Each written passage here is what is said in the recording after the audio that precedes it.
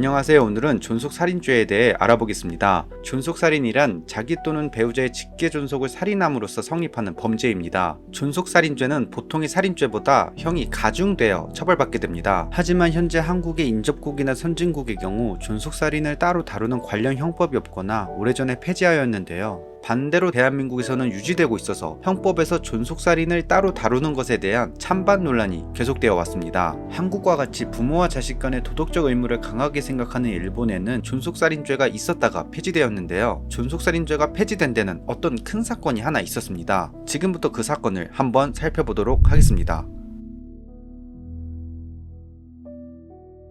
1968년 10월 5일 오후 10시경 아이코는 길을 가던 이웃을 붙잡고 흐느끼며 아버지를 끈으로 목 졸라 죽였어요 라고 말한 뒤 그 자리에서 쓰러지게 됩니다. 너무 놀란 이웃은 바로 경찰에 신고하였고 경찰은 바로 아이코를 존속살인죄 용의자로 긴급 체포하게 됩니다. 아이코는 바로 검찰 조사에 들어가게 되는데 조사에서 아이코는 저에게 자유라는 건 없었어요 라고 진술하게 됩니다. 아이코의 집안 환경은 정말 최악의 환경이었는데요. 아이코의 친아빠인 다케시는 상습적으로 가정폭력을 일삼았고 아이코가 14살이 된 후부터는 아이코에게 성폭행위를 하였습니다. 아이코의 어머니는 아버지의 폭행을 버티지 못하고 아이코의 남동생과 여동생의 손을 잡고 아이코만 집에 둔 채로 그 집에 나오게 됩니다. 혹여 다같이 도망치면 아버지가 자신들을 찾으러 올까 두려워 아이코만큼은 그 집에 두고 온 것이죠. 홀로 남겨진 아이코는 계속해서 친아빠에게 성폭행을 당했고 아이코는 결국 임신을 하게 됩니다. 자신의 아버지와 자기 사이에 생긴 총 5명의 아이를 낳게 되고 이 중 2명은 건강 문제로 사망하면서 총 3명의 아이와 함께 살게 됩니다. 그렇게 지옥 같던 하루하루를 살던 아이코는 25살 때 생활비를 벌기 위해 인쇄소에서 일을 시작하게 됩니다. 이때 아버지는 알코올 중독으로 더 이상 일을 할 수 없는 지경에 다다르면서 집에 돈이 떨어지고 있었습니다. 아이코는 집에 있는 것보다 인쇄소를 출근하는 걸 더 좋아했습니다. 유일하게 아버지를 보지 않아도 되었기 때문이죠. 검찰 조사에서 아이코는 직장 동료들은 행복한 표정으로 연애, 데이트, 청춘에 대해 이야기한다. 그러나 그런 직장에서 집으로 돌아가면 무서운 아버지와 아이들이 기다리고 있다 라고 진술을 하면서 집으로 돌아가는 것을 매우 두려워하고 있었습니다.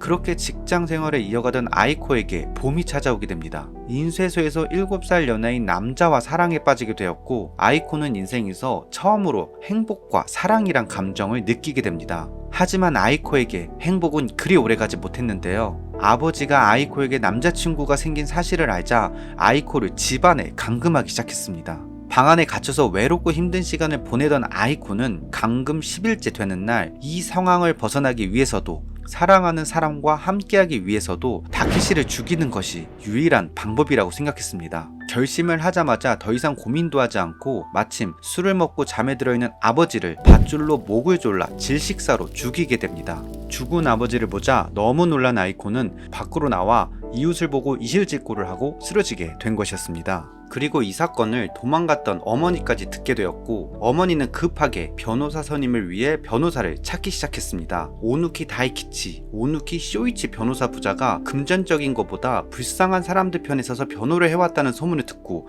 오누키 변호사 부자를 찾아가게 됩니다. 어머니가 오누키 변호사 부자에게 들고 간 금액은 오직 감자 한 바구니가 다였습니다. 그리고 어머니는 눈물을 흘리면서 자기 딸을 살려달라고 애원을 하게 됩니다.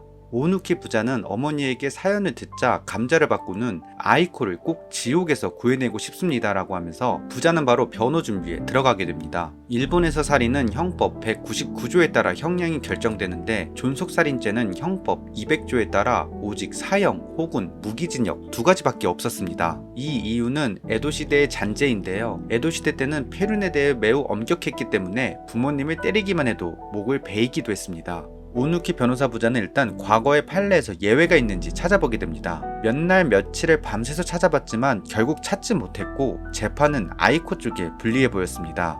1969년 5월 29일 첫 재판이 열렸습니다. 이날 재판에서는 변호사 부자 중 아버지인 오누키 다이키치가 나서게 됩니다. 오누키 다이키치는 친아버지에 의해 인권이 유린되고 희망 없는 나날이 계속됐습니다. 그 상황에서 살인은 어쩔 수 없는 행위라고 생각합니다. 이걸 정당방위 아니면 도대체 무엇이 정당방위입니까? 라고 변론하게 됩니다. 결국 1심 법원은 국민들은 법 앞에 평등하다는 헌법 제14조를 근거로 피고의 범행에는 일반의 살인죄를 적용한다. 과잉방위라고 인정되나 정상을 참작하여 형을 면제한다고 판시했습니다. 이 판시를 듣자 자리에서 오누키 변호사 부자와 아이코는 서로 부둥이 안고 매우 기뻐했습니다. 검찰 측은 1심 판결에 대해 항소를 하게 됩니다. 그리고 1970년 고등법원은 1심의 판결을 뒤집고 14세 때부터 부모와 같은 생활을 했다고 하더라도 피고가 살인한 것은 친아버지다. 그것도 만취 상태에 있는 아버지를 살인했기 때문에 정당방위로 인정할 수 없다. 라는 이유로 아이코에게 존속살인죄를 적용하여 3년 6개월형을 선고합니다. 항소심에서는 검찰이 승리하며 재판의 싸움은 대법원으로 향하게 됩니다. 오누키 변호사 부자는 다음 재판을 준비하게 되는데 아버지인 오누키 다이키치가 이번 변호를 준비하면서 부담감과 피로도가 쌓여 쓰러지게 됩니다. 1심과 2심 모두 아버지인 오누키 다이키치를 중심으로 준비하였기 때문에 아들인 오누키 쇼이치 변호사가 혼자 준비하는 것은 아무래도 불리해 보였습니다.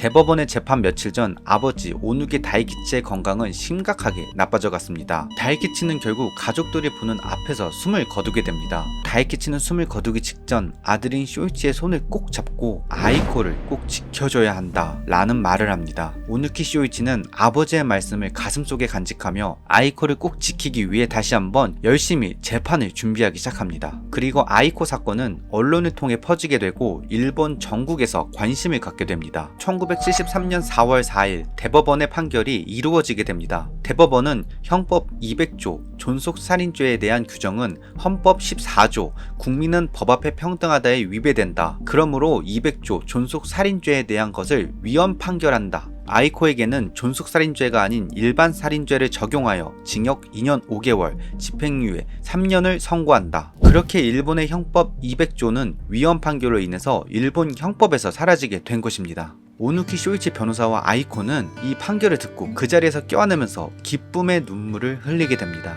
대법원의 판결로 일본의 역사가 크게 바뀐 순간이었습니다. 일본의 언론들은 앞다퉈 특종으로 이 소식을 전하며 일본의 모든 국민들이 놀라게 됩니다. 재판이 끝난 후 오누키 쇼이치 변호사는 혹여나 폐를 끼칠까봐 아이코에게 연락을 더 하고 있지 않지만 아이코는 쇼이치 변호사를 잊지 않고 매년 새해 1월 1일에 연화장을 보내고 있다고 합니다. 여기까지가 일본에서 존속살인죄가 없어지게 만든 사건이었습니다. 대한민국은 아직 존속살인죄가 존재합니다. 하늘 같은 부모님의 해하였으니 큰 벌을 내리는 게 맞겠지만 사건에 대해 부모와 자식의 위치보다 누가 어떤 상황인지 이야기를 들어주는 게 먼저지 않을까 생각이 듭니다. 왜냐하면 아이들은 지켜줘야 될 대상이니까요. 오늘 준비한 영상은 여기까지입니다. 다음에 더 좋은 영상으로 돌아오겠습니다. 감사합니다.